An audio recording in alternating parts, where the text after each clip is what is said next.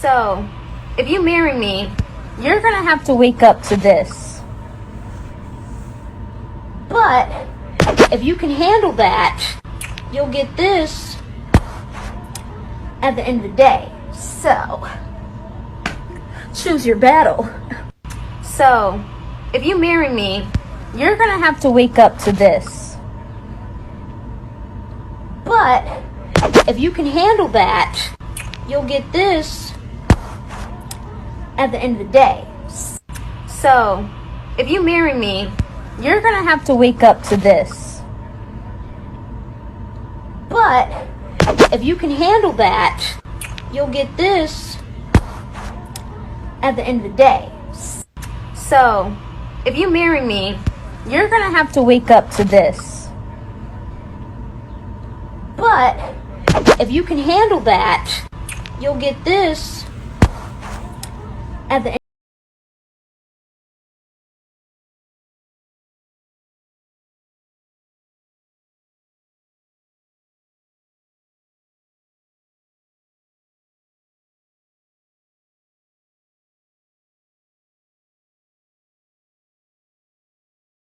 This guy. Haven't seen one of these on the road in a little while.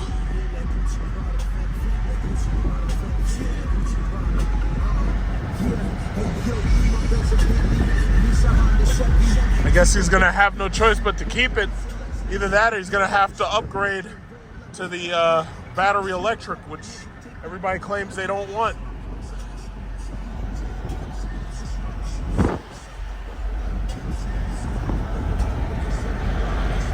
They got yellow calipers.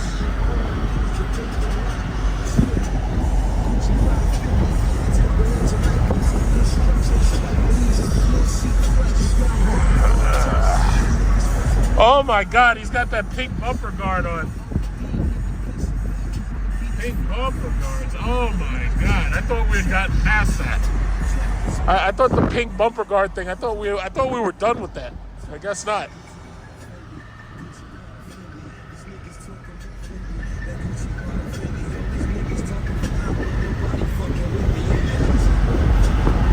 I think it's really quiet.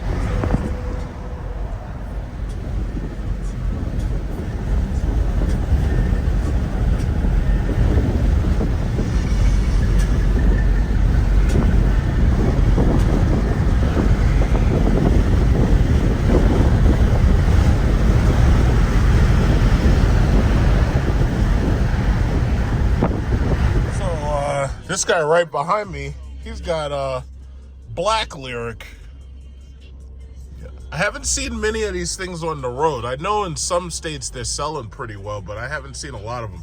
But this guy is TLC. He's got the TLC plate, so this guy's a taxi driver. Me personally, I've already said this a number of times in videos. It's like if I was going to be a taxi guy or Uber guy or a rideshare, I wouldn't buy this car, honestly. This car is a nice car. I would rather get the XT6. The XT6 interior is more forgiving for heavy duty, especially when you got people getting in and out. Because my thing is, like, if you were an Uber or Lyft person, you got to worry about these people. Like, these people behind you, you've seen the videos. These people behind you, man, you got to keep cameras on these animals. These people will throw up in your car because they drunk. That's the reason why they calling you in the first place. It's because they drunk and they need somebody to take them home as a designated driver, right? So that's one reason why they call you. These people spit in the back of your car and fucking throw up, and some people take shits on themselves. Some people pee on themselves because they so drunk they don't know where the hell they are, or they on drugs and shit. I've seen all types of stuff. Me personally, I would like to get like the bare minimum. Like with Uber Black service, I know they force you to have like a luxury car or even a pretentious luxury car. Like you can have like a Hyundai Genesis or something. But I don't think I would want to give them anything this nice to ruin, because that's all they do is ruin shit. You know, I wouldn't want them in here. It's just like I said, I wouldn't want to take a road trip with this car. It's like, yeah, I wouldn't want to do that, because all the people, they'd have grease on their fingers. Like you go to a rest stop, you get some KFC, and they got grease on their fingers and shit, and they got it all over my white seats and everything. It's like, I couldn't do that. I couldn't. I just couldn't do that.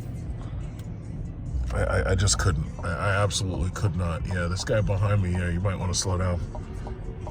Yeah, so, yeah, I absolutely could not do that. I think the XT6 makes a lot more sense. And it's like, if you really just need 2 rows, the XT5 probably makes more sense. And see, the thing, and I've said this so many times, like, I had somebody send me a video yesterday, talking about, like, why electric vehicles are a bad idea and all that shit. First of all, I don't buy into any of that.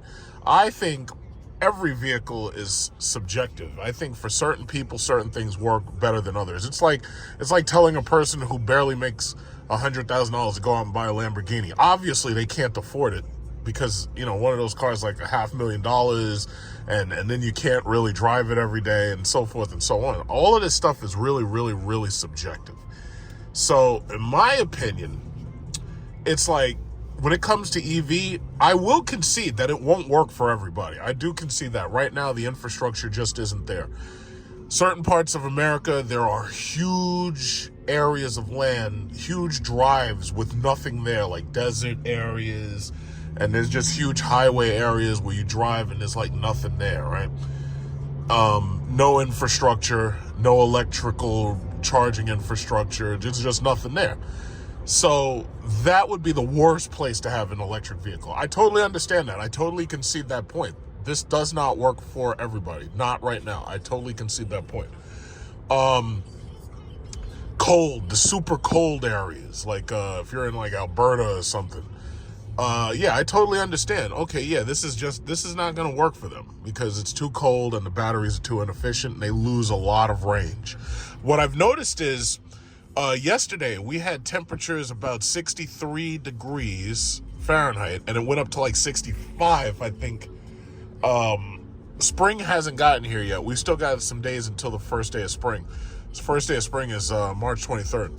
What I've noticed is the car is not losing as much energy now while it's sitting idle, now that it's starting to get warmer. I think the high today is supposed to be 60. And I'm pretty sure that as we move closer and closer towards summer, the efficiency will improve. From what I know, lithium-ion batteries, they do best at like 70 degrees Fahrenheit, give or take 75. So yeah, I totally understand. There's a lot of people who this is never going to work for. I totally understand that. I concede that point entirely. My thing is, it works for me. I have a charging port at home. I have free charging for 2 years on EVgo. So for me, it works, you know. And when you really think about it, 2/3 of the time that I have this car, I've got free charging, which is pretty much awesome. I was on one of these stupid Facebook things, and somebody was arguing with me about electric vehicles, and I mentioned, I was like, yeah, I've got 2 years of free charging. They called me a liar. They didn't believe it. So naturally, what I did was I took some screenshots of my free charging setup, and I sent it to him, and he sure as fuck didn't get back to me. All of a sudden, they go quiet. When you show receipts, all of a sudden, everybody go quiet and shit. I just find that really interesting. In fact, you know what? Why am I driving this car? Let me just, I can hit this auto drive, but I was trying to stay behind this guy, and auto drive gives a lot of space. You see? So that's the reason. Yeah, no, you stay right there. There's no reason for you to come over here. You stay right there, lady. You stay right there. She up there talking to herself and shit.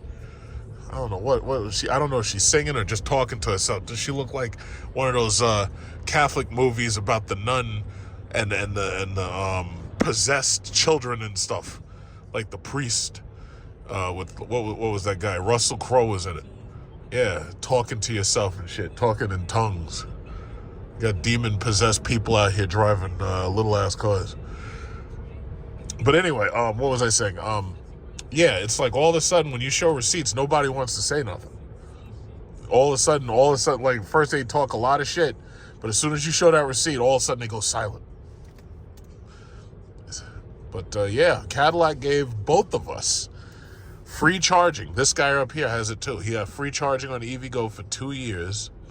And as you saw in the last video I made, I was helping some old couple set up their free charging for 2 years because they didn't know how to set it up. It wasn't that hard, actually. It was actually pretty easy. And, you know, now they can charge for free, you know. Now, because the guy was telling me he has a juice box at home to charge his car. So, I totally understand. It's not going to work for everybody. But the bottom line is that doesn't change the fact that the trajectory of this country is going electric. They've already basically said, yeah, we're going to make it so that these buildings don't have gas connections. So they said we're gonna make it so that all these buildings are wired for electric, high energy electric, but they're not gonna have gas. So they're gonna be wired for natural gas lines. They're gonna cut those natural gas lines. They're not gonna use them. I think that's a mistake. I really believe that you should always have some path of retreat, because now, I mean, in the long run, if they could guarantee the electrical grid, which they absolutely can't, in the long run, it might make sense, but I really don't believe that right now we're there yet, you know. So I hear them, they're saying they're slowing down their production of EVs and everything. But what I haven't heard them say is, oh yeah, well, we're going to cut back on some of those stupid ass mandates, where these idiots said that what we're going to do is we're going to only have buildings with electric and we're not going to have natural gas and stuff. So me personally, I just think they need to rethink that shit, honestly. But they said, oh, they're coming after your stoves, your gas-powered laundry, and they're coming after your water boilers. Anything that runs on natural gas, they're going to come after it. They're going to come get it. And not only that, but if you have brick-fired ovens, like for pizza restaurants, they said they come and get that too. So basically, they've declared war on anything that burns, anything that combusts. They've declared war on it. So when carbon dioxide wasn't enough for them, when they didn't say carbon dioxide is enough, then they go after nitrous oxide. And nitrous oxide is going to be everywhere anyway, because, 80% of that atmosphere that we breathe is like nitrogen. I believe it's somewhere between 77 and 80%. So it was only logical that these bullies in government were going to come after another gas. First of all, every time you breathe out carbon dioxide. So for them to say that carbon dioxide requires them to tax you, you already know they're full of shit. So then when that doesn't work well enough, then they say, yeah, let's go after nitrogen oxide. And, well, the majority of the air we have is nitrogen. So yeah, let's get them for that too. It's like all they're doing is taxing you. That's all they're doing. That's all it is one big tax. It's disgusting. But there's nothing we can do about it, because you stupid bastards keep voting based on abortion laws, and y'all vote on stupid wedge issues. Meanwhile, these people are robbing you blind. That's why the thing about it, I know somebody say, oh yeah, well, you just complain. I'll be like, no, I'm not complaining. I already showed you what I'm doing. I'm getting my money together. What I'm going to do is, as soon as I retire, I'm packing up my shit. I'm going to move to either the Philippines or Thailand. I'm going to have some young girl serving me buko juice, giving me rub downs with coconut oil, and the rest of y'all are going to be right here slaving for these motherfuckers. Now, I'm going to rent out my houses, and I'm going to be right over there, and some young girl's going to be rubbing me down with coconut oil and serving me the buko juice every single day. That's all. I have no aspirations whatsoever. I'm not going to do anything else. I'm not going to do anything productive. No philanthropy, none of that shit. I'm going to be on a beach getting served buko juice and getting coconut oil rub downs. That's it. That is it. Somebody here can rent my house. They can rent it from Airbnb. I really don't care how they do it. All I need you to do is keep paying me my money. Keep adding that to my pension. Keep adding that to all my dividend-paying stock returns, and that's that. But I'll be goddamned if I'm going to stay here. Fuck this. It's not worth it. It's absolutely not worth it. And I think more and more people are realizing that now. It's just not worth it. It's not worth it. You're going to be slaves all your life. It's just not worth it. It's not worth it at all. It's absolutely not worth it. And my passports stay loaded. So, that said, I'm glad traffic is moving pretty well, because normally traffic is a mess in the morning, so I'm glad traffic is moving very well today. This is Wednesday, so shouldn't be too bad, you know. Usually it's actually pretty decent on Friday. I think it's because a lot of people do that remote work bullshit on Friday. And when I say remote work bullshit, what I'm saying is they're at home and they're really not working. They get the bare minimum done, and then they fuck off for the rest of the day. They're not working. These people aren't working. And the bosses know it. That's why they started sending threatening letters home and say, yeah, you better get your ass to work, otherwise we're sending your ass a pink slip. We're sending you a pink slip.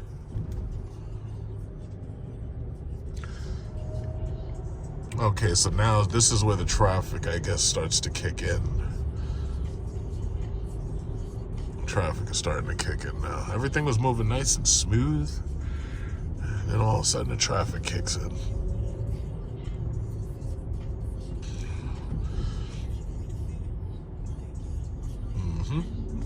Yeah, not too bad. But me personally, like, you know, as far as electric vehicles go, I love my car. I'm not sure what I'll get next, because, you know, I don't know what will come out within the next 3 years. There may be cooler stuff out. But say, again, you know, I've said it. Some people go, oh yeah, well, why'd you lease the car? I'll be like, well, the reason why is very simple. It's like the technology just keeps changing. My problem isn't so much the batteries. My problem is the computer technology. The computer technology just keeps getting better and better. It's like this car right here. This car can drive itself with Super Cruise, but they have a newer version. They got Ultra Cruise coming out where the shit can read the signs and it can absolutely drive itself, like Tesla's full self-driving. It's like, I want that. But the mere fact that I can't get that now is basically saying, well, why should I, you know, trap myself in a loan? See, and that's another, I know so many people right now who are trapped in these long-term loans, because what happened was during the pandemic, a lot of these people, they bought cars they couldn't afford, and what they did was they stretched out the loan terms as much as they possibly could. So in doing that, they basically trapped themselves in like these 8 and 9 year loans. Some of these loans as long as 12 years, 144-month loans. And these people literally trapped themselves in these loans.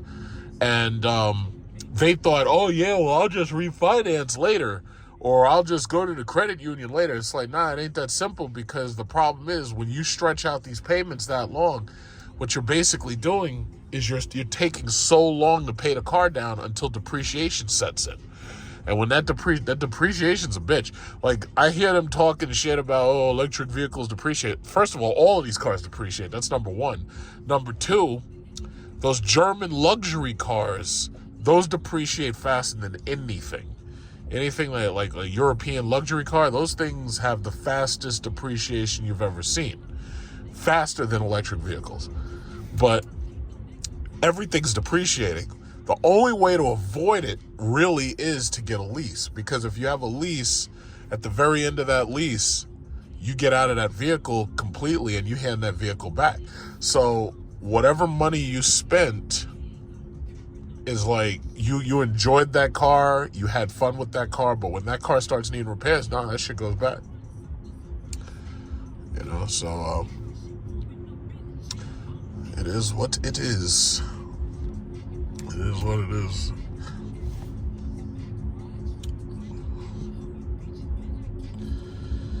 Yeah, so I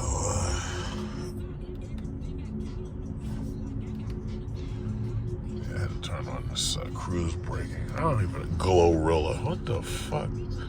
I gotta turn this shit. Yeah, I don't know. I don't know what the hell I'm listening to.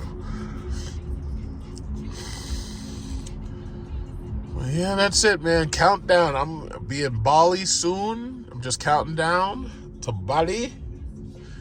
Business class on the ANA to Bali and Singapore. So you stay tuned. I'm gonna have some nice travel videos. I'm gonna release them one by one. And then after that, hopefully later this year, hopefully Apple has a 2 terabyte iPhone. So that this way next year, when I go to Bora Bora, I can record even more. You know, I'm gonna explore that whole place. So that's the schedule. It's Bali, Singapore this year, Bora Bora next year. I think possibly in 2026, maybe I'll do Vietnam, Cambodia. Because see, what it is every single year I try to do like 2 countries. So what was it? Last year I did, Dubai and what was it called? Maldives.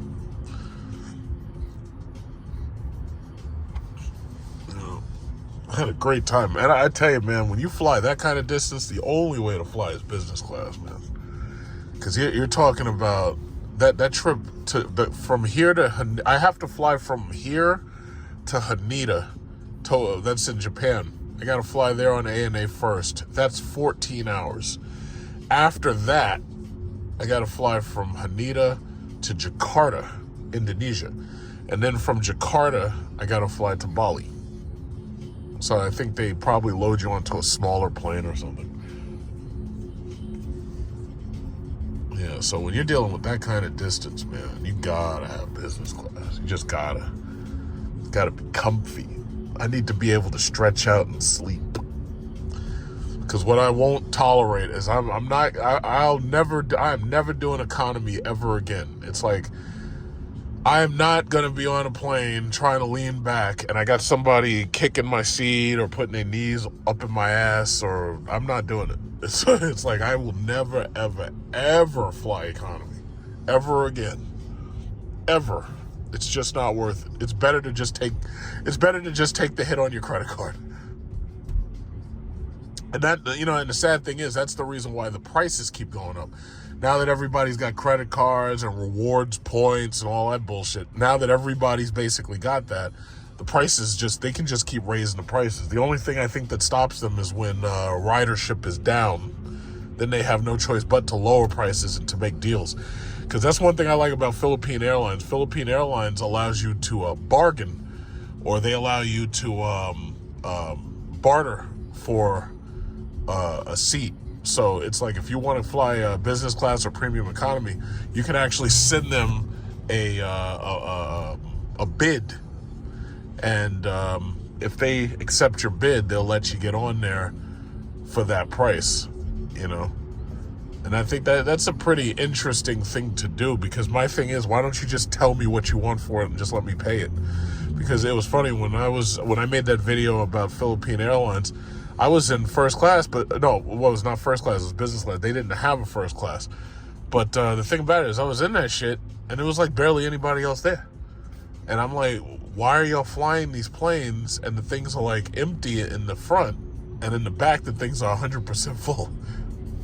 It's like, why not just, you know, give these people a discount and try to have them upgrade? It makes more sense to do that. But on ANA, I'm going to have them young Japanese, beautiful, beautiful stewardesses. Unlike in America where your stewardesses look terrible, I'm going to have these beautiful Japanese stewardesses. They're going to be serving me ramen, and they're going to be serving me tea and wine and stuff. And you got to bow to them. You got to bow a little bit. Hi, arigato. Hi. No, want the Christmas cake. You know, if they say, "Oh, sir, would you like a cake? Would you like cake?" No, want the Christmas cake. Arigato. Hi. Yeah, so I can't wait. I haven't hung around the Japanese in a long time. I'll never forget when I first went to Tokyo, and I had spent so much time in China because I was there for like 2 years. When I first went to Tokyo, I went into the hotel, and the chick bowed to me, and I was like, what the fuck are you doing? And then I had to remember, I was like, oh, right, I'm in Japan now. Hi.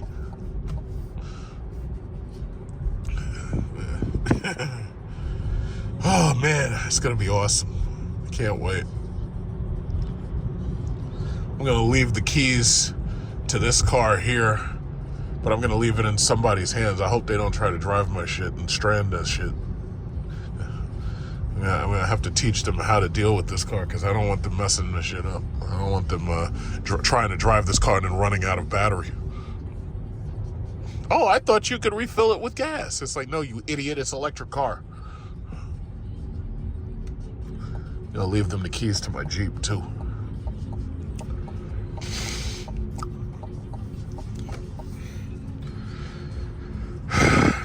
Make sure they don't drive that shit and fucking run into something.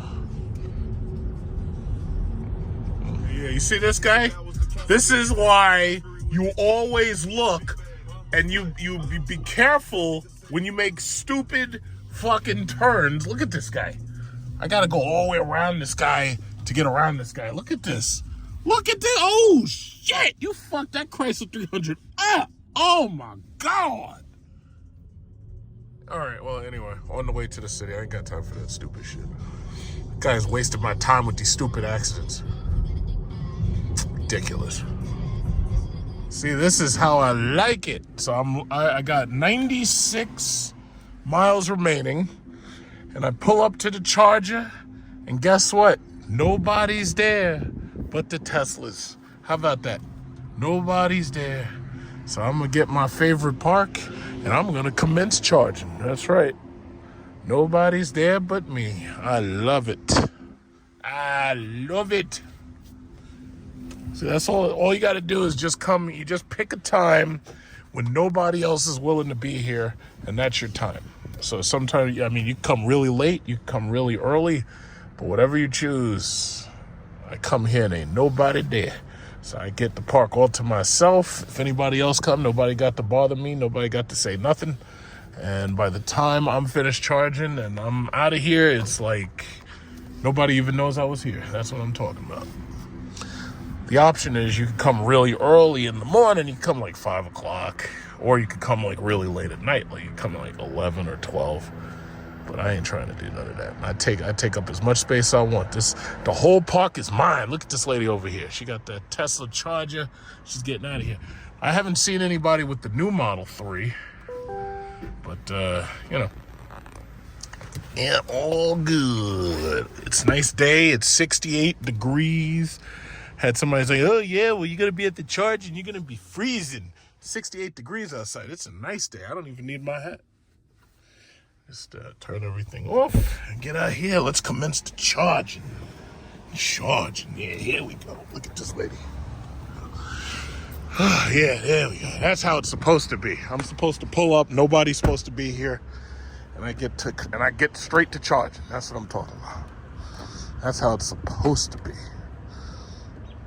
Okay, let's put her on the barbecue. I got here like a minute ago. It's 1:50. It looks like it's nobody but me and this Kia Niro, just us. So 2 Teslas out of 8. So I'm gonna go get dinner and come back and just pick the car up and we out of here. So the Church of Latter-day Saints was just talking to me out in the parking lot. And I had a nice little salad and everything. So I had a nice little salad, nice little pita bread salad. You know, that it's not halal, but that restaurant Summer Q, it's a Turkish restaurant. So basically it's not really halal, but it's close. It's kind of like eating halal. So you can get like lamb, chicken, or beef gyro or something. So I had the chicken. So I see there was a guy and he had a Kia Niro, and now I see this other guy right here and he's charging his Cadillac. So he's got the black lack, but he got the small wheels on it. So I can't buy the small wheels. I can't do that. Got the small wheels. Gotta get the big wheels. Oh shit, there's another Cadillac there. So there's 2 black Cadillacs. They're probably both TLC. And it looks like there's another one coming. There's another electric car coming. So I got that other black Cadillac waiting for my spot.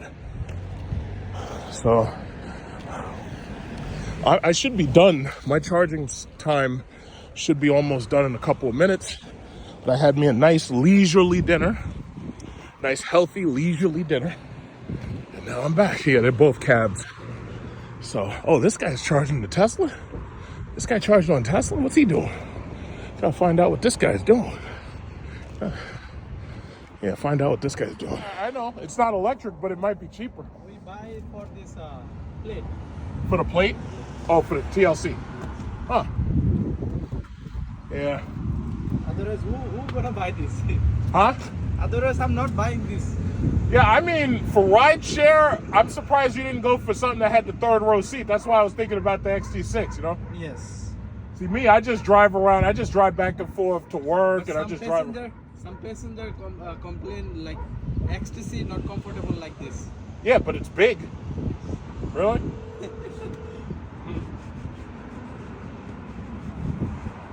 Oh, you don't. Oh, I see. Is this a sport too or a luxury too? Luxury. Yeah. Oh, okay. What about yours? Luxury 3 with Super Cruise. Oh yes.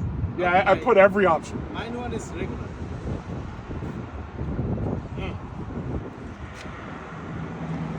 So you're Uber Black? Yes. So how much do they have to pay you per ride? How much? How much do they pay you to ride? Depend on like if I getting a black, and then depend on mileage also. Okay, so if somebody gotta go like maybe, I don't know, 5 miles. 5 miles it comes from black 30, 35. Because you charge more than regular Uber, right? Yes. Yeah. Uber Black. Interesting. Interesting. Yeah. And if you saying like this, then what about the Toyota BZ4X? BZ4X? Yeah, some people. I don't like those. It's bullshit car. It's too small. Well, that's way too small. This is bigger than that. Yeah, but BZ4X it takes so while for charge. Oh, yeah, I've heard that they don't charge well, and I also heard they don't get a lot of miles. But I see a lot of guys with BZ4X. Yeah. I see a lot of them. And they are doing Uber. Yeah, I see a lot of them in the city, closer to the city. I don't know if they charge at home or if they go to the public charger. This product is really nice. If Slick Shine? Yeah. For the outside? I use Armor All. okay. I gotta find one that cleans white seats, but they said just use hot water. With soap water or hot water. Oh. But can you tell me how can I remove this? Okay, remember what? This is for road color. Oh, this is, what is this, paint? Yeah, paint. Then if I You like may have this, to buff that out because you don't want to scratch it. You may have to, if that was paint, yeah, you may have to buff that out. Like, they may have to buff that. Because, you know what you could use? Goof off or turpentine. Turpentine I paint. use it, but it's How about turpentine paint remover? Gasoline. Try gasoline. Gasoline usually works against and here is paint so stain. much. This here. Oh. Try gasoline or try turpentine. Turpentine or gasoline. If goof off didn't work, you know, turpentine or gasoline should. I use goof off here, like. Okay, so but the goof off didn't help.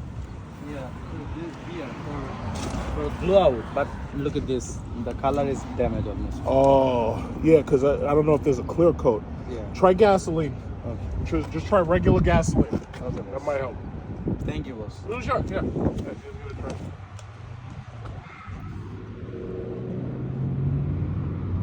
Hey, serious. Yeah, see, this is the thing. It's like, for people who are going to get those Dodge Charger EVs, just remember, you're going to be in a public charger, and you're going to have other people waiting to charge. And my thinking is, you know, considering the number of fights and arguments people start normally at these, at any event or gathering, I have to wonder just what it's going to look like when you have a lot of people at public chargers. I mean, granted, you could use the time to have a car meet, but the question I have is how many of these assholes are going to start arguments and fights and shit? Because the reality is, a lot of these people, you know, especially the street takeover crowd, you know, the public chargers are going to turn into motherfucking car shows and meets and stuff.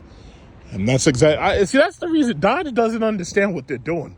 Like, I could understand any other car company going electric, but Dodge is the one car company especially considering their constituents, considering their buyers, considering the people who want their product. This is never going to work for Dodge. And God forbid they do something stupid and say, yeah, well, we're going to go with EVgo instead of Electrify America. They're done. They are done. Now, granted, there are a number of people who can charge their car at home, but I just don't know. We're going to have to see what it looks like, because me personally, I just don't see it. I just don't see it. I do not see it. This is going to be the death of Dodge. This right here is going to be the death of Dodge. There's no way they're getting past this. And the reality is, I keep hearing all these YouTubers making shit up. Oh yeah, Dodge is just buying EV credits and they're just going to bring back the V8. No, they're not. The thing about it is, it's not in Dodge's hands. This is Stellantis' hands. The V8 engine is dead. They're killing it in every single car manufacturer. They are killing that shit. It's dead. It's just over. So now you're going to be stuck with these shitty twin turbo hair dryers to move these cars, these big heavy fucking cars. This shit is never going to fucking work. Never going to work. But me personally, see, it works for me. I was having this conversation with someone just a day ago.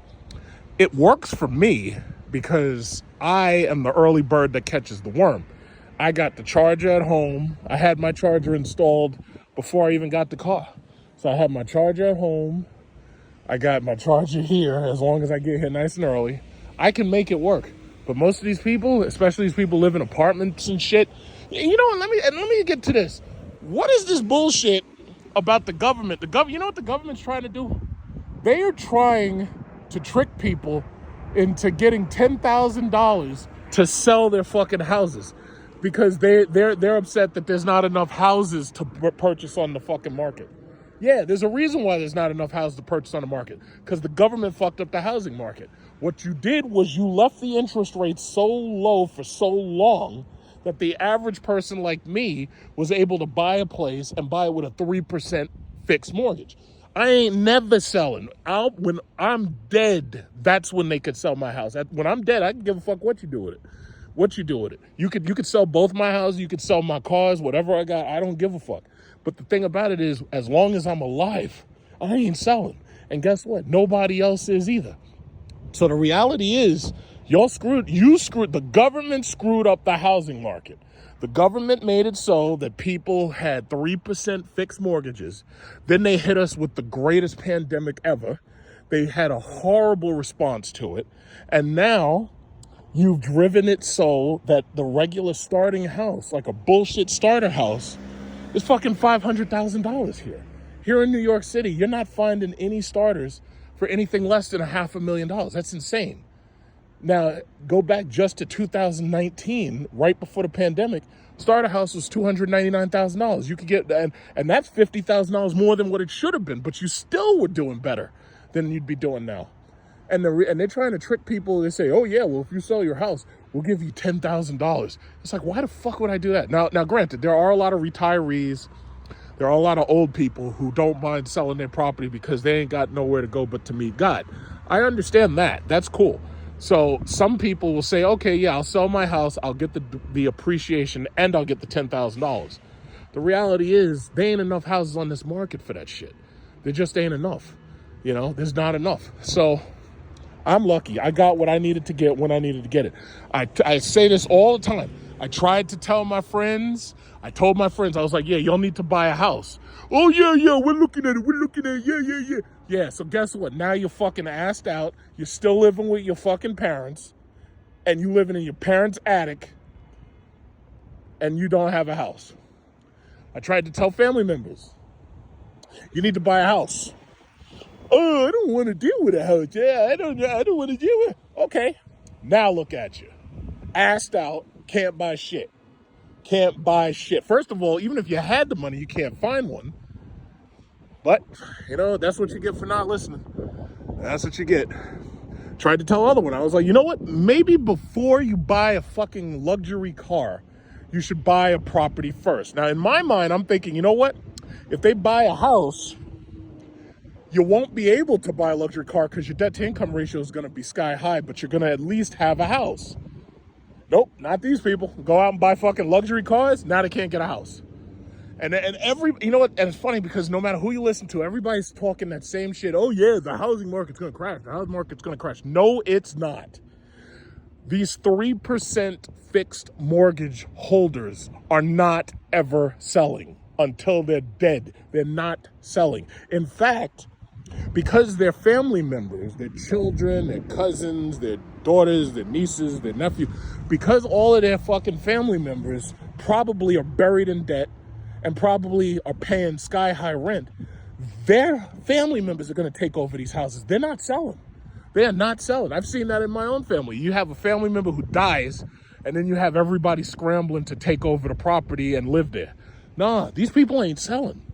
See, with my property, it's very cut and dry. There's only one name on my property. It's my name. I don't have no fucking co-signers. There ain't no baby mama. There ain't no fucking girlfriend. There ain't none of that shit. There's only one name on my property, and it's mine. So the thing about it is it's all cut and dry. You know exactly who that shit belongs to. But with a lot of these families, they don't have wills. They don't have estate planners.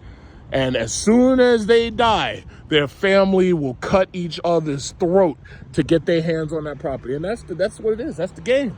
That is the fucking game. That's where we are. They will cut each other's throat to get their hands on these properties. Shit is insane.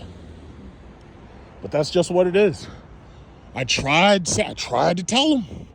I did my best. I was putting out free information. YouTube, fucking throttling channels, not sending out notifications and shit. You know, I tried to tell them. If people had listened to me, they'd have NVIDIA, they'd have Apple, they'd have Microsoft, they'd have Google, they'd have Amazon, they'd have all that shit. What are they going after? These motherfuckers going after Bitcoin crumbs. Yeah, I don't talk about Bitcoin. I don't give a fuck at this point. Bitcoin go up to $200,000. The simple fact is I ain't putting my money in that shit.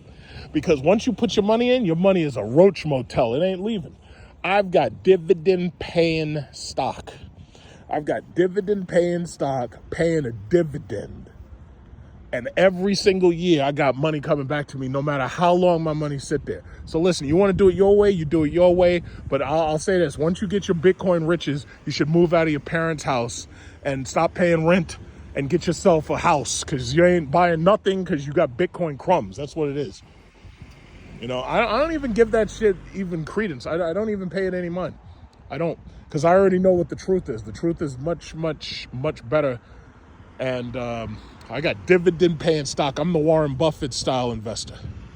But that's just what it is, man. I got houses, motherfucker. My dividends are sitting right here behind me, sitting on 22s. That's my dividends right there. There you go.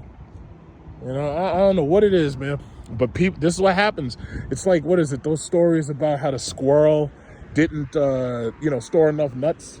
And because he didn't store enough nuts, he was starving for the winter. Yeah, that's not me. That's not me. I got my nuts. I got plenty of nuts. I got nuts hidden and shit. I got lots of nuts. I got nuts, boy. I got nuts. I got lots of nuts. I got dividend paying nuts. That's what I'm talking about. I got my nuts.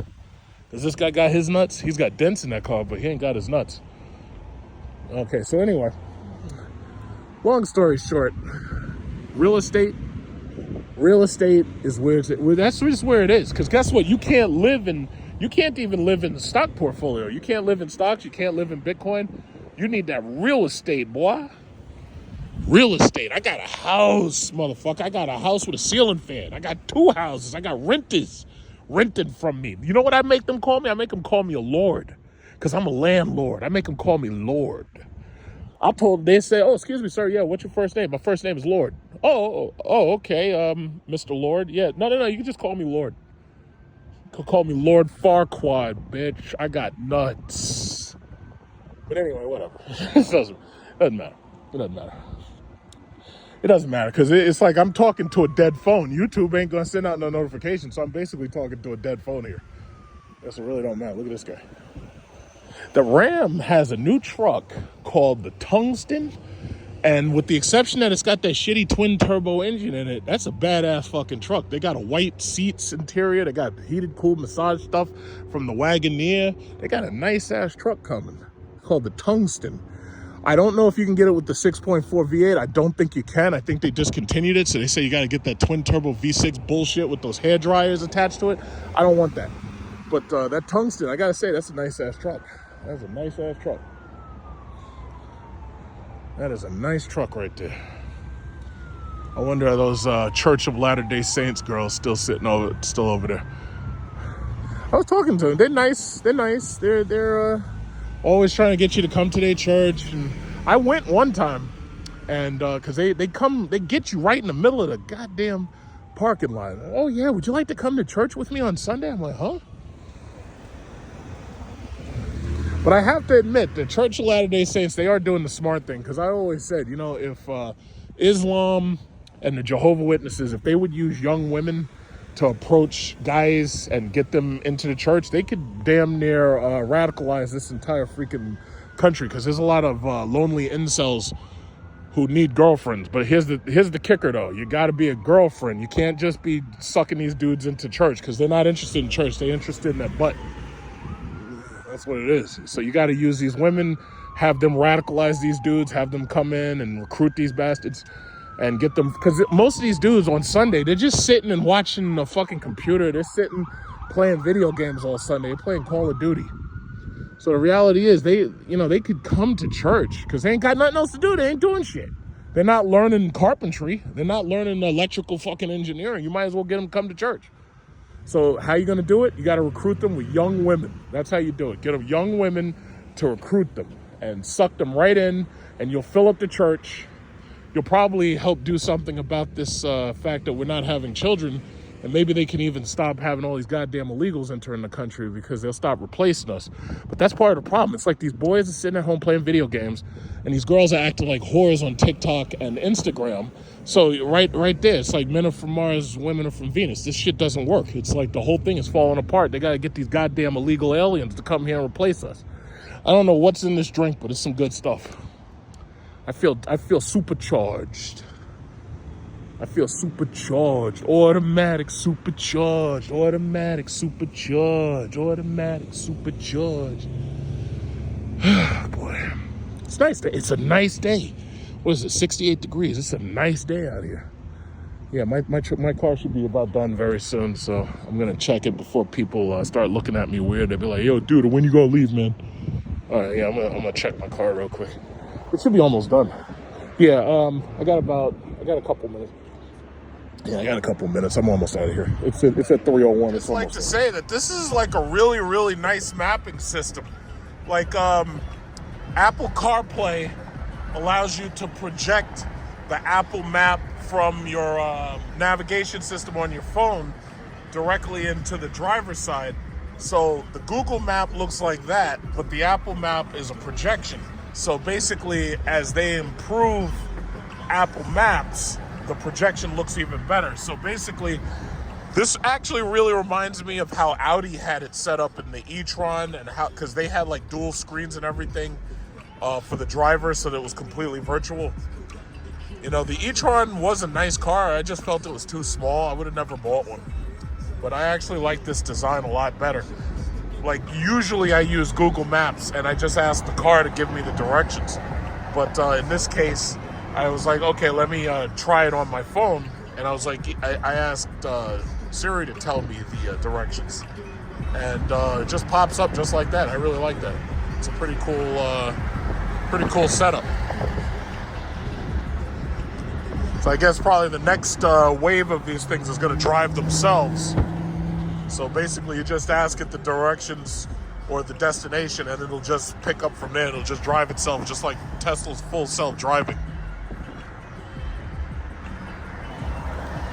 Yeah, not bad at all. Right, so here we go.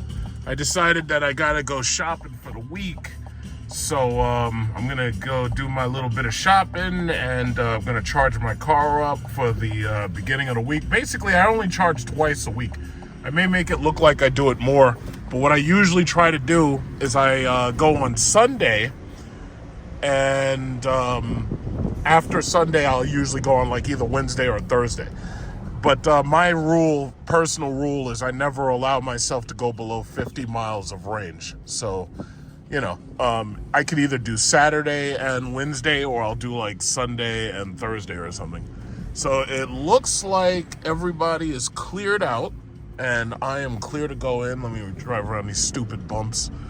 Yeah, so right now there's like nobody here, and I think the shopping center is just opening up at 9. Yeah, I can get this done. Nobody's here. Nice and easy. None of the Teslas are here. Look at this. It's all free Tesla. So it's like this. Considering where my charging port is, right? If I wanted to charge with a Tesla charger, then what I would have to do is I'd have to pull right up to the Tesla charger like this, because this way it would be right next to my charging port. So I'd have to pull up like right here sideways. Now, when they make the longer cables, and they have the version 4 superchargers and all that, then everything will be fine. But for the time being, I would have to pull up to this thing sideways. That's the only way I'd be able to do it logically. So here we go, a little Seinfeld charger. There we go. So we got the Seinfeld charger. We got one other guy here with his little Volt. He should be done very soon. And let me just roll up my windows, because I'm gonna go over to the shopping center. I'm gonna go over there and get some stuff and then come back. Let's see, power off. Okay, and then we just gotta go and turn on the charger. You know, so that's the whole thing. I leave my charging typically for the end of the week. Sometimes what I'll do is I'll take my Jeep out and I'll drive that instead. So this way I give it a little bit of a workout. And, you know, in doing so, you know, it allows me to keep the battery charged and all that. Because the problem is, other than that, I can't let that truck just sit. If I let it sit, you know, battery will die, the alternator will start to have problems. You don't want that, you know. So I'm at 50% charge. It is charging at 64 kilowatts. And time elapsed is now 0. It hasn't been a minute yet. So we're already at 50%, so I bet it should take about, I'd say about 45 minutes. Right now it's 8:57, so it shouldn't take too long. So I'm just going to go do my little weekend shopping.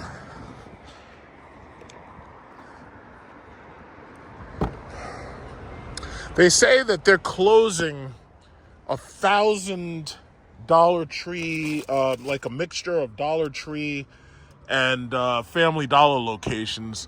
I don't think they're going to close this one, because this one I think does pretty good business, especially considering, you know, what's here. I think that one's going to be fine. I got a couple of groceries. Called up Mom. Mom says she has a corned beef brisket ready to go, but she doesn't have cabbage and she doesn't have potatoes. So guess what? I got to go over there to Key Food. And I gotta get freaking cabbage and I gotta get potatoes. So, hey, it is what it is. You know, I'm assuming that, you know, potatoes aren't that expensive, considering, potatoes are so easy to grow. I think it's so funny with the Irish potato famine, how they don't teach you in reality what actually happened. Was the crown, the British crown, was literally stealing the people's food, and they were denying the shipments of food from even America to come to Ireland. So that's part of the reason why these people are starving. Not so much because of there was a bacteria or there was a disease, but also because in spite of the disease, the British were literally stealing these people's food. You know, it's amazing what they don't teach you. It's amazing what they do teach you, and it's amazing what they don't teach you. You know, it's that racism. This guy's cleaning his little Tesla. This is the only guy here. He pulled up when I got here.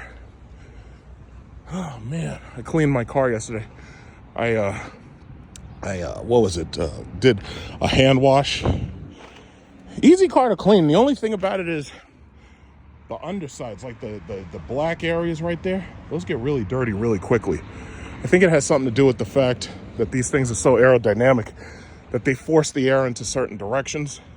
And in doing so, you know, certain parts of the car get dirtier than others. Like I've noticed up here, you know, there's like areas of dirt and stuff, but I hand wash those. And also this car doesn't have a real windshield wiper blade. They use aerodynamics as the air goes through here in order to keep the windshield clear, you know, but so far so good. I'm enjoying it. I enjoy the car. It's a fantastic car. Let me do my foot thing. Yeah, there we go. Yeah, so like when you're holding bags and stuff, it's easier to just do the thing with your feet. It's like so remarkable what SRT basically did to the car market. Now it's all gone. Everybody got to paint their brakes red now. It's like that SRT red brakes, what? Orange, mango colored brakes, silver brakes. We started that, and now it's all gone. It's all dead. They killed the car market. You know, and it's funny? I've been saying this for a while, and nobody believed me. And I was like, yeah, the YouTube car enthusiasts, the YouTube car, that shit is dead. I was saying it for a long time and I realized it once I saw everybody getting rid of these, these V8s and getting rid of these powerful engines. I was like, yeah, this shit is dead. You know, Dodge put forward something that even they themselves couldn't. At a certain point, they gave you too much. You know, and it was funny because I realized it was like with the red eyes. When they introduced those red eyes, I noticed that a lot of the people who bought them for their channels, this shit didn't help their channel at all. You know, the demons. A lot of these people bought demons. That shit didn't help their channel at all. You know, because the problem was everybody was just, they go on, they type up the word Hellcat, and that was it. And that's what they'd look for. Now, that shit is played out. It's like the majority of these new YouTubers I'm seeing, all of them are doing electric vehicle reviews. Everybody's on that Hummer EV, and then they were on the Cybertruck. The next thing you know, they'll be waiting for the Dodge EV because they know that's the next big new thing. Oh, look, the guy who was charging the Tesla, he's gone already. Yeah, see, these Tesla dudes, they don't mess around. It doesn't take them no time. But yeah, man, that YouTube car shit is dead. Shit is dead. There's nothing new. Yeah, and it was like when I went to the New York International Auto Show, and I made the video going to the New York International Auto Show. It was like every single thing that they had was an EV. I was like, wait a minute. Now, I like EVs, but you ain't got nothing else. Mercedes didn't bring their products. BMW. Who the fuck is eating hot wings and just tossing them in front of the charger? Like these nasty ass people. See, this is what, if you're gonna get one of these electric cars, you're gonna get a Dodge EV. This is what you're gonna have to deal with. You're gonna come to the public charger and you're gonna have to deal with the dregs of society. Oh, I'm trying to charge my car. How much longer are you gonna be? The dregs of society you're gonna have to deal with. Yeah, so you come here, it's 9:35 right now. You come here nice and early. There's nobody here. Nobody here at all. And it's very easy. You know, with the Tesla guys, they've got a gold mine in this shit. It's like they come here, they charge right away, and they're gone. And see, the thing I like about Tesla, since they're a bunch of fucking snake oil salesmen, thanks to Elon Musk, the reality is Tesla will charge you a lot of money if you idle. Like they have high idle fees. So you're already paying per kilowatt hour, but then you're also paying a very high idle fee. So if you leave your car there, you're gonna get hit with dollar after dollar after dollar of fees, right? So obviously it's like a gas station. You're not allowed to just stay there. You're not allowed to park there and stay there. Now, EVgo, for me, I don't know what their idle fee is, but it really doesn't matter because my sessions are free for the next 2 years, you know? So I have until, I think it is January 2026. Or so, yeah, I have until January 2026 for free charging. So, you know, I get my car to 100%, and that's just it. That car looks damn good when it's clean. I washed it off. You get that dust off. Because, see, usually I'm used to a brighter color of silver. I'm used to buying, like, that bright silver metallic, and I like that paint color a little bit more. But this color, if it gets dirty and dusty, it starts to show the dirt and dust. And it's funny, if you buy a Tesla, that stealth gray color right there, that's the only color that they sell that's free. And then after that, you got to pay for black, you got to pay for white, you got to pay for red, you got to pay for blue. I'm like, damn, y'all couldn't have come up with cheaper colors? I mean, y'all trying to hit people over the head for $2,000 to get a red car? I mean, come on, really? But yeah, it is what it is. But, you know, again, you can make this charging thing work, because I think that's going to be what breaks that Dodge EV. I think the fact that the charging infrastructure is the way it is, I think that's going to make the big difference. Now, granted, if they introduce those newer cars, the Banshee, if they introduce that with a Tesla Max charger where you can charge by plug and play in Tesla, oh yeah, I think that might help. Especially if you can use the Tesla supercharger, since that's the biggest network in America. But the way I feel about it is I think that's going to make or break. Look at this guy. He got these fake red painted calipers. And that shit don't say Brembo. It says Bimbo. Doesn't say Brembo. But anyway, I really think that's what's going to make or break that car. I really do. You know, so I could go over to Dunkin' Donuts, but right now I got stuff to drink, and I don't need their coffee. I make my own coffee.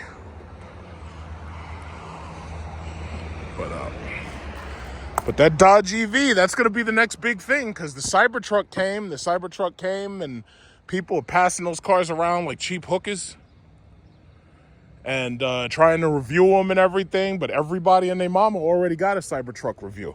Now, there's a couple of people who got that Cyber Beast and wasted all their money overpaying on that damn thing. But yeah, that's over. They're desperately waiting for that Dodge EV to come out, so this way they can make lots and lots of content about it. But other than that, there's nothing else. That was another thing. I realized that the auto YouTubers, I realized they were in trouble when I saw the price of these cars. The price of these cars were increasing exponentially. Like, you can't buy no Lamborghini no more. You could buy one of them old used up Aventadors, or you could buy one of them old used up Huracans. But no. The price of these things, man, these supercars are millions of dollars now. They can't afford that shit. It's like the prices of all this stuff is skyrocketed.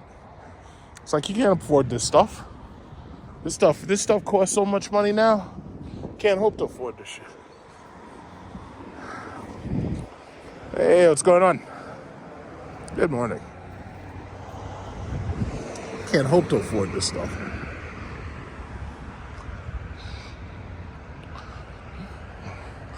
Prices on these things. It's like the Lamborghinis, the Bugattis. It's like even the Bugattis. Those things were like $3 million, and then the price went up. Price went to like $4 and $5 million. It's like, who can afford this stuff? Sex offenders. Why is it I got sex offenders being popping up on my screen? Offender registered 0.3 miles away. And then they show you the picture and everything. Like I'm supposed to remember this guy? It's like, how the fuck am I supposed to remember that guy? In fact, why are you telling me about it? I'm not a cop. You deal with it. What are you telling? Like, this is how America keeps people in fear. Because basically, here's the thing. You show me that there's a sex offender 0.3 miles away, right? What am I supposed to do? What, are you basically telling me to go buy more ammo? Is that what you're telling me to do? Or are you telling me to go find them? Like, I don't understand. What are you trying to tell me? It doesn't make any damn sense. Why are you telling me this? It doesn't make no sense. I gotta say, that's another thing that they really need to reconsider. If they're gonna give you credits for these cars to charge free in public, yeah, that's a nice incentive and everything, but I really, really think that they should focus more on installing home chargers into people's houses and making that price more worth it.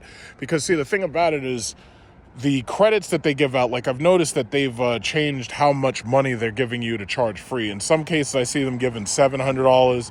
In some cases, I see them giving $1,000. When I ordered my car, I got my car with 2 whole years of free charging. And it's so funny because even when I say that, like when I'm on forums and stuff talking, you know, people call me a liar and they'd be like, that's not true. You didn't get 2 full years. That's bullshit. You're lying. And I'm like, no, it's true. And then I take a photo and I show them that I literally have 2 years of free charging. And nobody believes it because they didn't get that same deal. Tesla at one point had free supercharging for the life of the car. And even they realized, wait a minute, that's a lot of fucking money. So what they did was they repealed that shit and they said, okay, you know what? You can supercharge for like $700 or something like that. We're up to like $1,000 maybe, depending upon what the special is. But they're not giving you that free supercharging indefinitely or free direct public charging. They're not giving it to you like at the lowest prices anymore. So again, it's like when you buy these cars, you have to really be certain that the incentive that they give you is worth it. And I don't know what Dodge is going to offer with the EV or the Banshee. I really don't know. But you got to really be certain that what they give you is worth it, because in the way I see it, yeah, it's you should, if you have an electric vehicle, you should have a house or you should have a garage or you should have a place to charge it.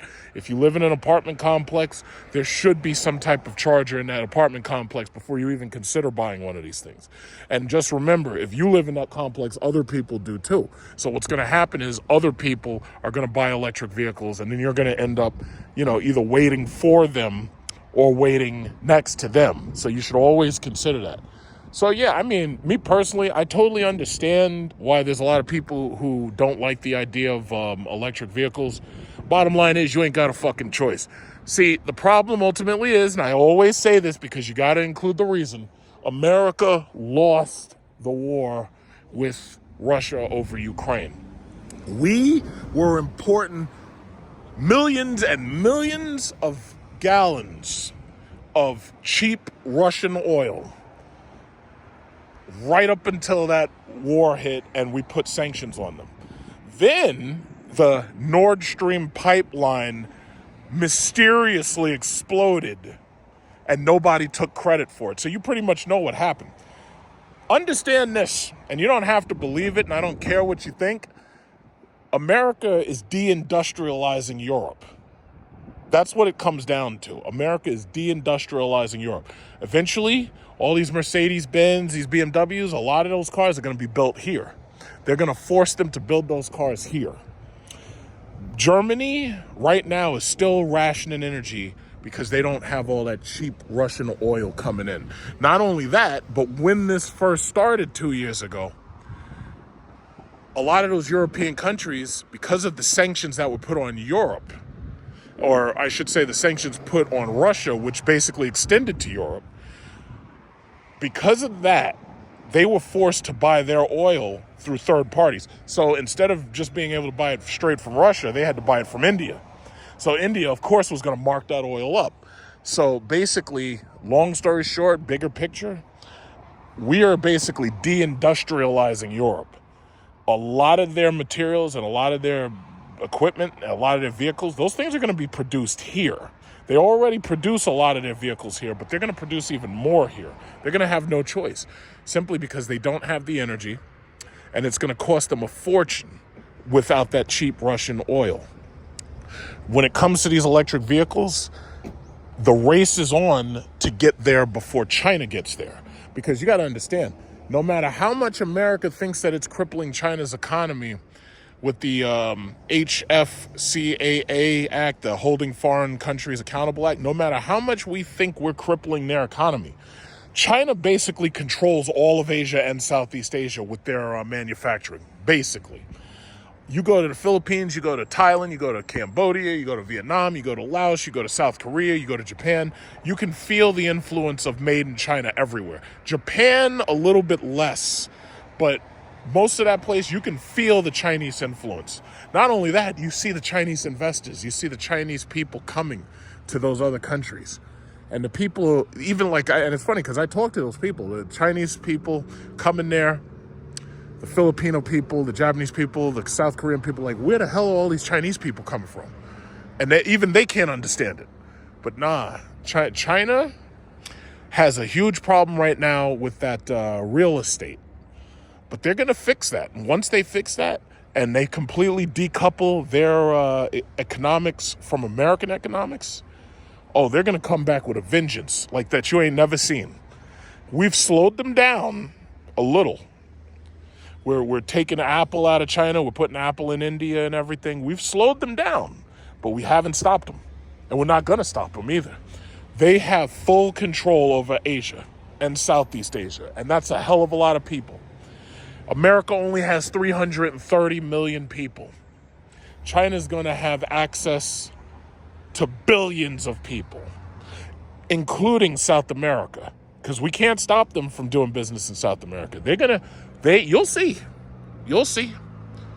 See, the thing about it is, unlike a lot of people, I've lived in China. I've lived there. I've studied there. I've studied business there. I studied language there. I understand what you're up against. And the simple fact is, this country can't compete with that. They can't compete with that at all. You can try to fight them economically, you lose. In the long run, you lose. Temporarily, it looks like you're winning. But then you look at America, our economy's falling apart. Crime is taking over. We got subways, people being shot up on the subway. Oh, let me out. You saw the video. You saw the video over this weekend. Got people shooting on the subway, killing people. People rushing, scrambling. You don't see shit like that happen in China. You don't see it. So I have to ask, who's doing well? But that's the reality. That's the reality. So the problem is they want to pretend that everything is going great here, and it really isn't. They want to pretend it's going good. But the reality is, it ain't going so good. So that's the whole thing, I'm almost done. It's 9:51. I'm almost done. It's nice out here. It's really nice out here. It's 53 degrees. 53 degrees. It's really nice out here. It's nice and calm, and the air is nice, and it's nice. I think it's going to be like 71. I think it's going to be, Apple Series said it's going to be 71 degrees. So, yeah, we're doing pretty good. Doing pretty good. So I'm going to take this stuff over to Ma's house and, gonna have some corned beef, cabbage. I think I'm going to make a cake, make a nice, bake something. So we're going to have a good time. Somebody asked me about what stocks that they should buy on my community post. Now, I was actually really shocked. I really thought that the Dow Jones was going to hit 40,000 this week because obviously there was a huge rally. There was basically a rally in everything. There was a rally in gold. There was a rally in crypto. There was a rally in, obviously, the Dow stocks, the Magnificent Seven, they call them. It was a rally in just about everything, and it went right up to damn near 40,000, and then it just stopped. So we got to the high of 39,282, and then it says the Dow dropped 269 points on losses in shares of Microsoft Salesforce. Now, Microsoft is up to 416, but it had hit the high of 427. Now, I don't care because, see, I bought Microsoft years ago, so I'm way up on Microsoft. And as far as I'm concerned, Microsoft's going to keep on going. Microsoft is already a $3 trillion company, and they're just going to keep on going. Microsoft has actually surpassed Apple, which I'm amazed that happened, but I'm not surprised. But I am amazed that it did happen finally. NVIDIA had hit a high of 974, but I've noticed that recently there's been a number of shorts on NVIDIA, so I'm not worried about NVIDIA at all. NVIDIA hasn't even released the RTX 5000 series, which is coming very soon. So once that RTX 5000 series hits, you can pretty much bet NVIDIA is going to, again, it's just going to return to an all-time high. Now, I'm hearing that there may be a stock split again on NVIDIA, and if you remember, I tried to tell people to buy the stock split the first time NVIDIA did the stock split. In fact, I've pretty much pumped every single stock split. I've, mentioned it, or at least I've reported on it, like Google, Amazon. Now, I will admit, the Google and Amazon stock split happened right before the Russian-Ukrainian war, and that caused prices to plummet on just about everything. So I couldn't have anticipated that. However, right now, they're at all-time highs. So if you did buy in, you definitely recouped anything you lost during that Russian-Ukraine war opening. You've definitely recouped it, because right now they basically right near their all-time highs. So I hope you bought that Google Amazon stock split.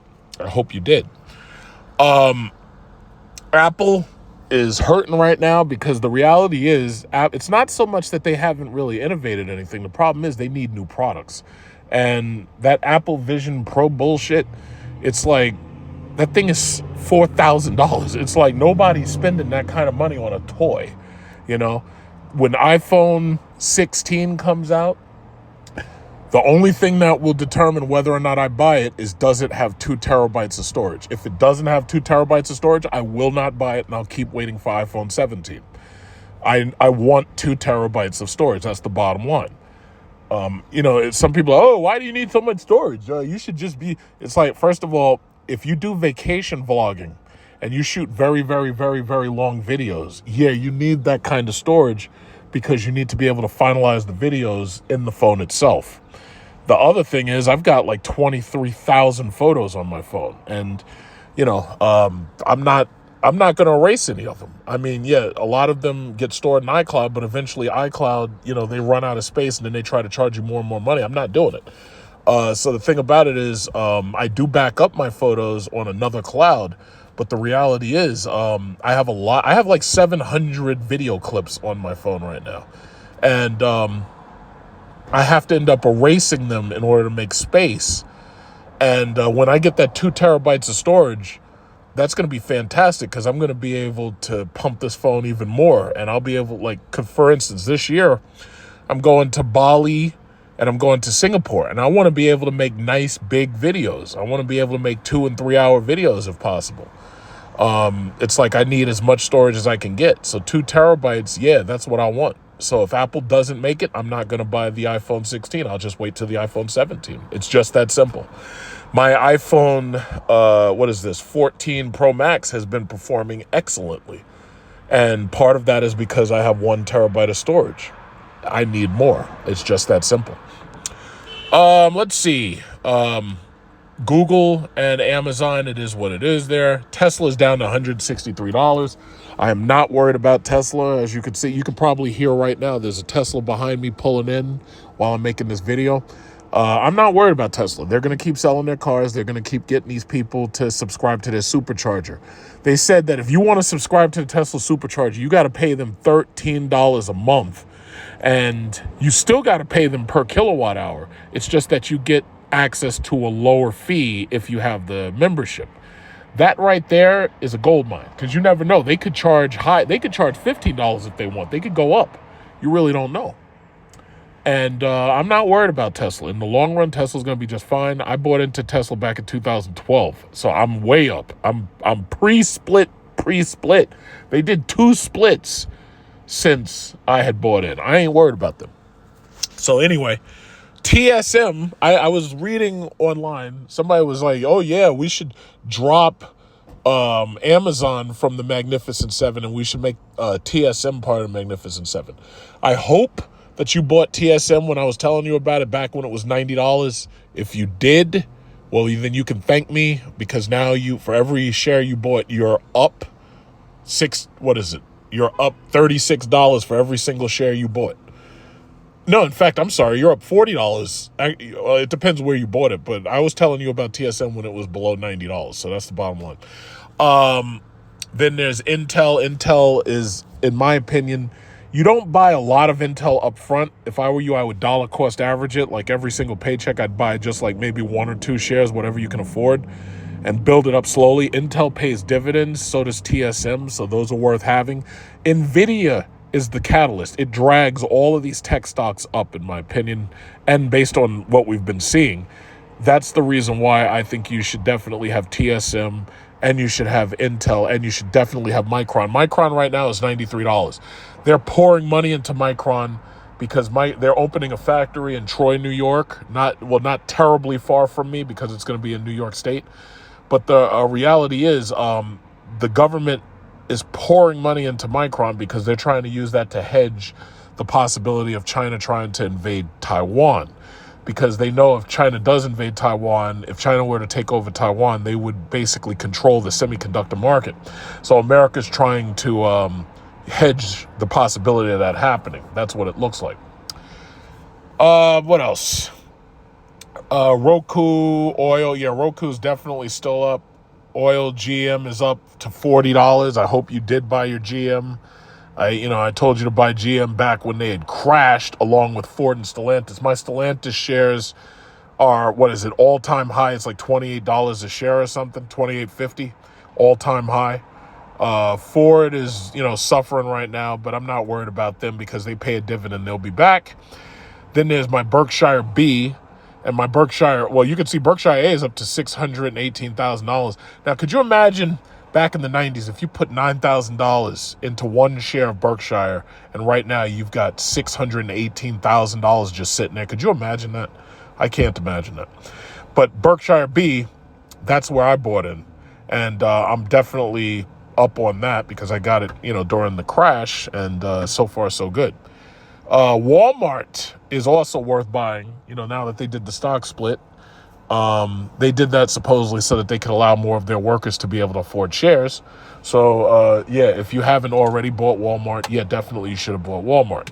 You should still buy it. You could even dollar cost average your way into Walmart if you want. There's a reason why I haven't talked about cryptocurrency, because I know people, you're not going to mention crypto? No, I'm not. It's a pump and a dump. We saw the pump. It's going to 125,000. It's going to $1 million.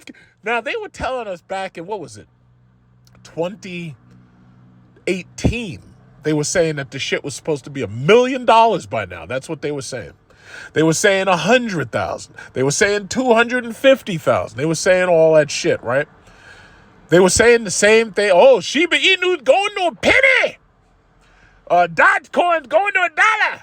It's going to $2. That's what they were saying, right? That shit never fucking happened. So basically, I had the same old people. Oh, yeah, look, Ethereum, it's up to $4,000. I was like, oh, okay, that's cool. But what happened to the other $700 that people lost when they got into Ethereum? Furthermore, for everybody who assisted the pump this time and pushed it up to, 73,750? Here's my question. For everybody who bought in above 70, where's the rest of their money? If this shit crashes back towards the 20s and the 30s, I guess what it is there's a sucker born every minute, and there's a lot of people who are still going to gamble on this shit no matter what. But it's like, listen, I refuse to have my money held hostage. Once you put your money into this shit, you basically can't take it out. And the problem is anybody who does have their money in it, they're not going to take it out. They're afraid to take it out. And they are fearful that if they take it out, it's going to go up even higher than when they took it out. I'm not going to get stuck in that nonsense. Oh, my car is finished charging. I'm not going to get stuck in that nonsense. I don't want my money held hostage. I'm not putting my money in that. I will continue buying real estate. I will continue putting my money in dividend paying stocks. I am not letting my money get held hostage. When I own something, I expect to be able to put my hands on it. I expect to be able to do whatever I want with it whenever I want with it. So I'm going to get out now. My car finished charging. So I tell you what, it's actually easy to do these vlogs while the car's charging because, time just gets away from you. So let's get out of the car and let's unplug. You see that? That big bar right there that tells you that the car is finished charging. So it's at 307 miles. It was gaining 39 miles per hour. And it says it's fully ready in 10 minutes. But basically, it's fully charged already. So I'm just going to get out right now and just unplug the thing. Time just slipped away from me. It's like I didn't even feel like it was that long a wait. It is 10:06. And there we are. I think I'll push the escape button first. Okay, there we go. There we go. I have to wonder if when my lease is up, I have to wonder if I will keep this car or if I'll just trade it up to something else. Because to tell you the truth, I'm having such a great time with this car. I enjoy driving this car. I love driving this car every morning. And to tell you the truth, you know, I might hold on to it. I don't know. Right now, I just don't know. And you know, it's funny. People talk, oh yeah, EVs depreciate so fast that the depreciation is crazy. I'm like, yo, listen. That's a good thing for the market ultimately, because what it means is that if your kid is going to college and you need a nice, inexpensive car, these Chevy Volts, Chevy Bolts, all these old Lyrics, when they're old in a couple of years, you'll be able to get these cars for pennies on the dollar. So your kid can have a nice, safe EV that doesn't use fuel, so it's not going to cost you a fortune. And Dodge Durango. A lot of Dodge Durangos. Look, they're just piling up. There's two of them right behind each other. That's crazy.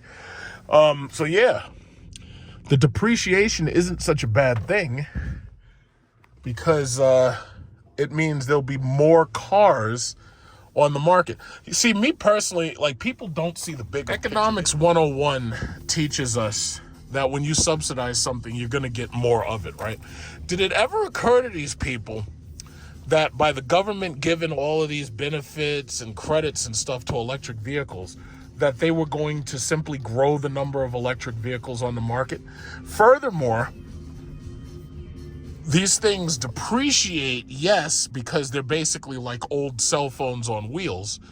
But the reality is there's a lot of people who can't afford the full price of one of these things. So the depreciation helps them considerably, you know?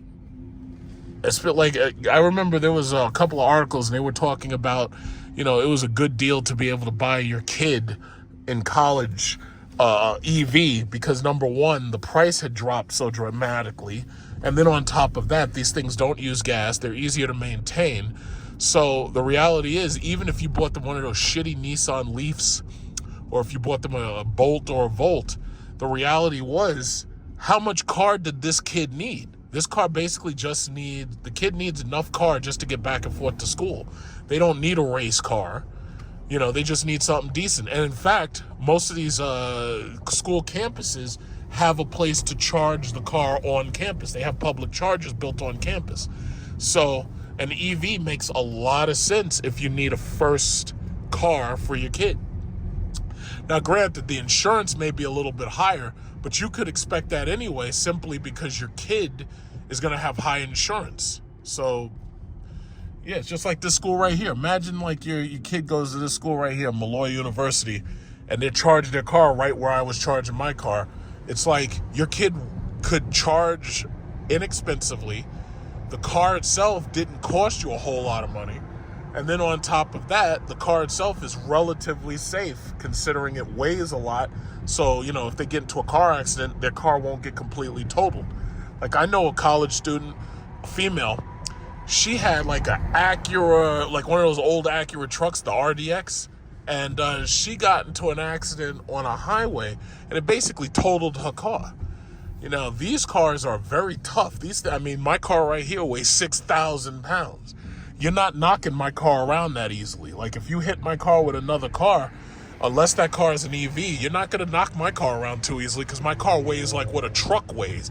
My car weighs more than a Durango Hellcat. My car weighs more than a Jeep Trackhawk. This thing is 6,000 pounds. You're not knocking me around. I can destroy you, but you're not knocking me around. Not in this car. Oh, and then your kid, if you get this car used, your kid can enjoy pushing one button and say, oh yeah, car drives itself. And then take your feet, put your feet down, relax, car drives itself. Look at that. It's like, imagine your kid just sitting back and just driving itself, you know? You don't have to do nothing, you know? So in my opinion, it's not a bad deal. It's not a bad deal at all. But the bottom line is, I'm going to say, there's a Huracan. Look at that, Huracan. It's purple Huracan. Again, you ain't got really much of a choice, because the reality is these gas cars are going to be on their way out. Now, I don't believe that they're going to replace 100% of the gas cars. No. I think they will get rid of everything except for, like, you know, 4 cylinders, and maybe a couple of V6s will still be around. But as far as these V8 engines, that shit is dead. You know, these V8s and, you know, pretty much you don't get anything larger than a V8 anymore. I remember when Volkswagen was experimenting and they were trying to make the Phaeton and they're trying to make all these really powerful engines and everything. All of that shit just died because the reality is it costs too much to maintain. It costs too much to repair. That stuff is unsustainable. And that's part of the reason why they're getting rid of it, especially when you consider most of these cool cars come from Europe. And right now, because of that Russia-Ukraine situation, Europe is cutting back. Now, Mercedes was saying that they were going to, for example, they were going to rethink how they're making their cars because I think they realize, yeah, you can make these high aerodynamic cars, but if they're ugly, people don't want them. If they had made the S-Class an electric car and they just kept the S-Class the way the S-Class was, I think it would have sold better. I think it would have sold better than the EQS. You know, I don't want my car to be shaped like a damn egg. I want it to have some character in it. You know, electric or not, I just want it to have character. But the reality is they shaped all those cars like eggs and then they wondered why they weren't selling. You know? So, I don't know. We're in phase one, man. Right now, it's the infancy. Right now, it's like, this is just the first generation that we're seeing. You know, Tesla was part of that first generation. I believe the second generation is going to have AI computing.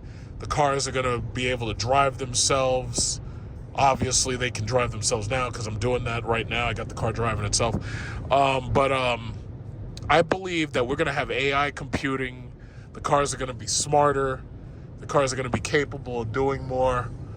And I think the second generation, we're going to have better batteries. We're going to have better range. You know, it's funny. People act like the first generation of a product is supposed to work perfectly. It's not. It's not. It's just like even when gas vehicles first came out. Gas vehicles, you had to get in front of the shit and you had to fucking turn the shit with a crank because they hadn't invented the starter motor yet. Now, there were people who were able to afford it and they were like, oh, yeah, this is the greatest thing ever. But there were other people who were like, yeah, that's stupid. I'd prefer my horse-drawn carriage because I don't have to turn a crank in front of it and risk being run over. Then what happened? Technology changed, and they invented the starter motor. It's like these people, you know what? There's a word for these people. They call them Malthusian Luddites. That's what they are. Malthus was a scientist who believed that humanity was doomed because we were going to overpopulate. Look at that cop. Look at that cop. Look at that cop up there. He's up there like a damn wolf. So, anyway, Malthus believed that humanity was doomed because it would never be able to sustain itself if it kept growing exponentially, right? But then there was another scientist named Boserup. I kind of don't want you to change, but the thing decided that it wants to change lanes, so I'm just going to let it. Look at that. Look at that. I didn't have to do shit. Look at that. Because it thinks that these guys are driving too slow.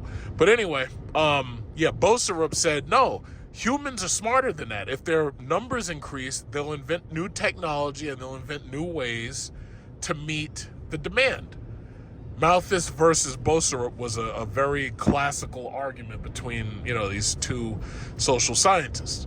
So you got these people who think in Malthus terms, and then they're Luddites in that they want to sabotage the system. The Luddites were saboteurs. If you look up the word Luddites, Luddites, they were saboteurs. So when I think about what happened with the UAW strike, and I think about how long it took me to get this car, because look, another lyric. So anyway, when I think about how long it took me to get this car, the only word that comes to my mind is these people sabotaged the assembly line because they were pissed off and, they hate the fact that these EVs are going to ultimately cost them jobs. These people are Malthusian Luddites. But the one thing I have to say about the U.S. government is the U.S. government's going to keep doing exactly what it's doing. It's going to keep on building these public chargers. It's going to keep building Tesla superchargers. It's going to keep giving out, what are these things? Tax incentives, tax rebates, tax credits. It's going to keep doing that because they know rule 101 of economics. is that if you subsidize something, you get more of it. It's just simple. It's just simple math. You know, a lot of these people didn't pass math. You're dealing with a lot of dummies who go to school, they don't do shit. They go to school, they sitting on TikTok all goddamn day, not learning a goddamn thing, sitting there not learning nothing, or dropping out of college because they went to high school, didn't learn discipline. You know, it is what it is. I'm not worried about these people. It's like, because, I'm tired of arguing. I ain't got to argue. I ain't got to argue with nobody. All I'm going to do, I'm going to sit back, count my money. I'm going to drive these luxury electric vehicles, if that's what the future is, which it is. I ain't arguing with nobody. There's no point. Why argue with these people? Huh? Why argue? They're driving their cars. I don't got to drive my car. They driving their cars. I ain't got to argue with these people. People, everybody think they know every fucking thing. Ain't got shit to show for it. That's the amazing thing about it. Ain't got shit to... I had an argument. Some stupid asshole. And I was telling him, I was like, yeah, the F-18 is obsolete and it's being retired. Oh, I don't know where you get your information from. I don't know what are you talking about? You're stupid and all. And I was like, then I pulled up literally on the internet where it says, yes, the F-18 is old and being retired. And the last sales are in 2025. Sure enough, they didn't say nothing else. They didn't say nothing else. Nothing else. That's how you got to beat them. You got to beat them with the facts. So, as it is, I'm basically doing about 1,000 miles per month. 1,000 miles a month, give or take. Now, I think during the summer, I'm going to cut back on my driving a little bit so that I can save about 2,000 miles out of the year. I'm pretty sure in July I'm not going to put any miles on this car at all, and August I'm going to put fewer miles on, very few, not a lot. But yeah, but basically I'm averaging about 1,000 miles a month. I'm at 2,982 miles, and we haven't gotten out of March yet. So I'm going to try every now and then, cut back the mileage a little bit, since this is a lease. But I will say this, the next time I do a lease, I'm going to make sure it's 13,000 miles, not 12. I figured 12 would be enough, and technically it is enough, especially because I have another car. But, yeah, for the months of July and August, I'm definitely going to try cutting back a little bit. So, here we are. Basically, as you can see, I can literally leave this car in this left lane, and I can let this car just coast. If you're going New York to Florida, you can just get in like the left or the center lane, and then you turn off automatic lane change, and you can let this car just coast down that center lane all the way down to I-95 or the I-80 if you go to Pennsylvania. And you don't have to do nothing. You don't have to do nothing. You just sit there and just ride.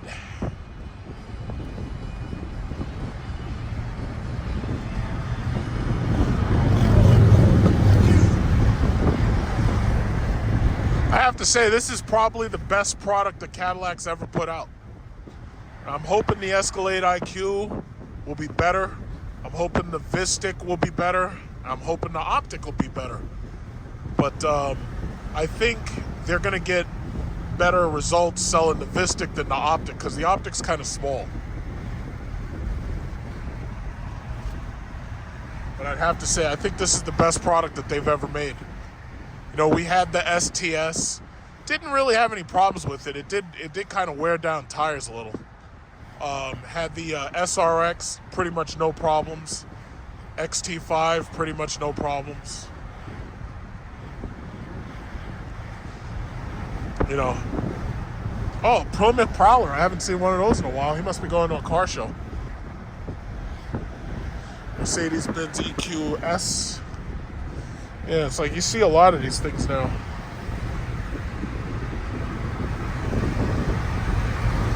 Why is this person driving so goddamn aggressively? That stupid ass Altima driving so aggressively. What's wrong with these people? It's Sunday. Just enjoy the ride. Because I tell you what, you don't want that little ass 3,000 pound Altima to get hit by this 6,000 pound caddy. I guarantee you don't. I'll put that trunk in your ass. I'll shove that trunk right up your behind. You don't want it. You don't want it. This thing's a truck. This car weighs more than that Xterra. It's crazy.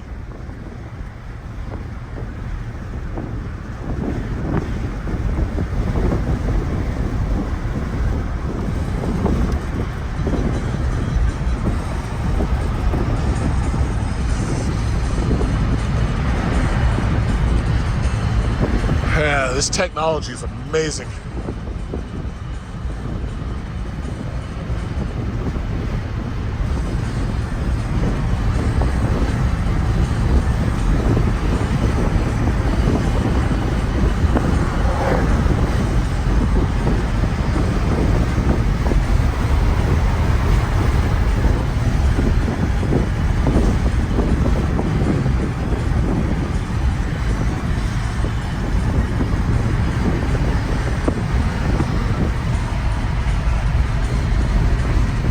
I don't know what it is with these people in these Altimas. They racing, but they ain't going nowhere. They got Altima. I don't get it.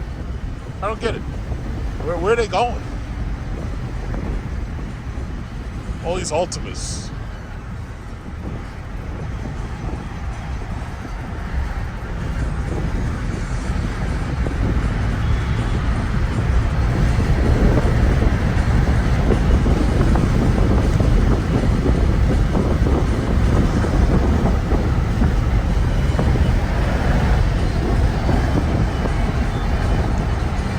I have to say, this Super Cruise shit is awesome.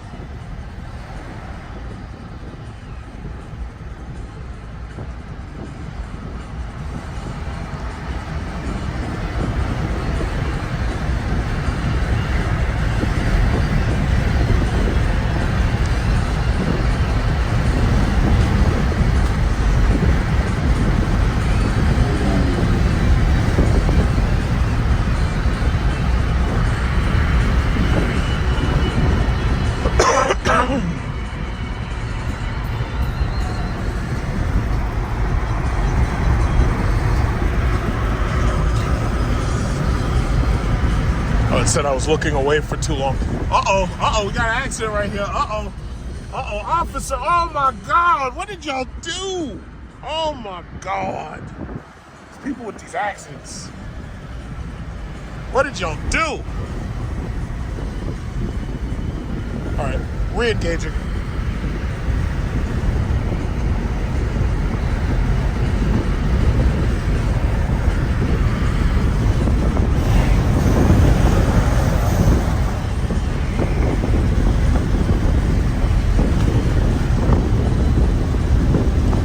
Yeah, it's important. I can't cover up my face.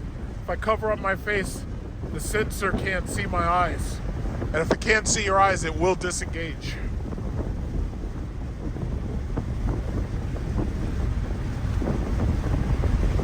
And this thing handles, what is this, 67 miles?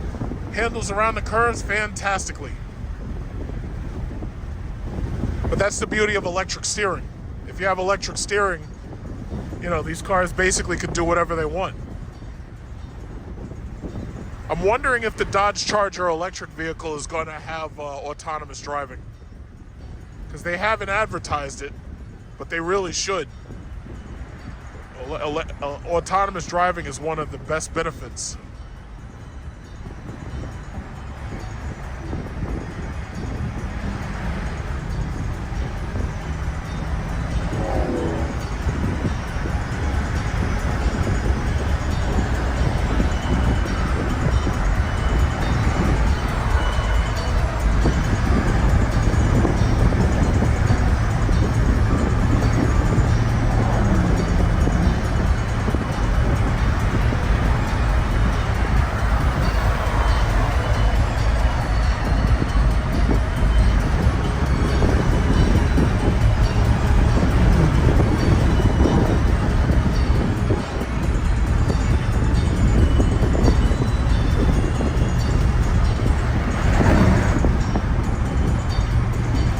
Is that Hyundai Ioniq 6 right there.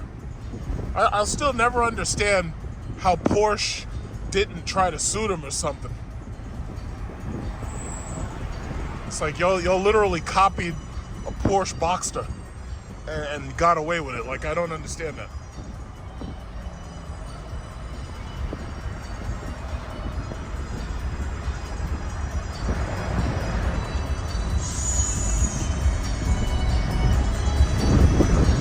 Yeah. Now, once we get a little bit further up, the auto steering is going to disengage because it thinks that we're in an exit lane. I don't know what that's about, but you know, the car tries to play it safe. Once you get past that second bridge, that's where you can re-engage auto steering.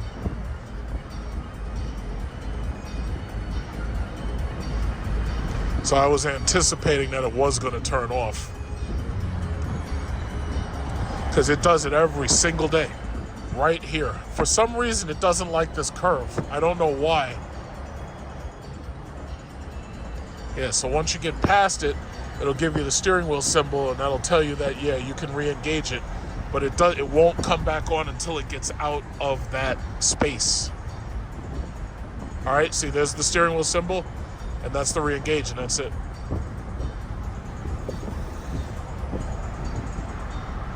Takes a little getting used to, but I love it.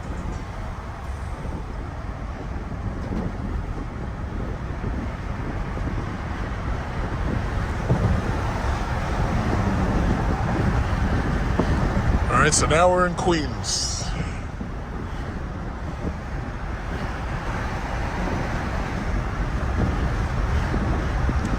So if you want to get into the next lane, you just tell this to look for an opening. So it may try to pass this old guy, and as soon as it passes this old guy, it'll look for that opening, and I think it should execute in a few seconds. Oh, there it is, right there. Get in front of the old man, and there you go.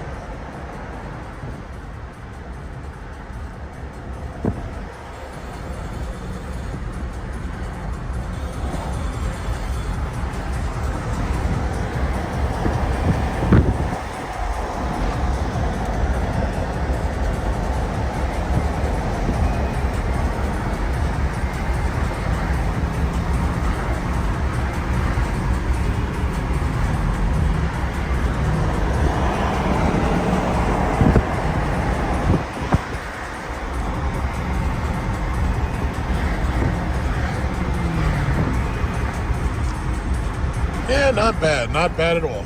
Oh, it's about to disengage because it didn't see me looking. Whenever it starts flashing, that means it's waiting for you to look back at the road. If you stop paying attention, it does not joke around. This thing absolutely will not drive if you're not paying attention. So I'm about to get up off here, entering Queens.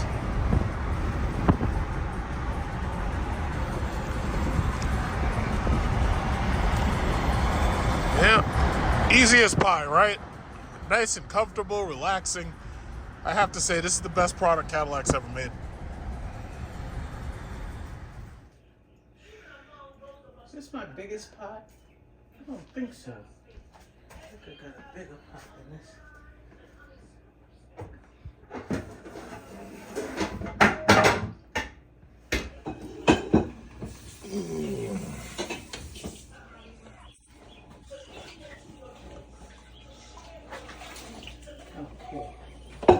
Yeah, okay, perfect.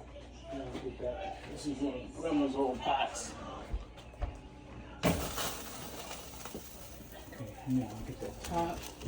Put some more cabbage in there. Mm-hmm. To be continued.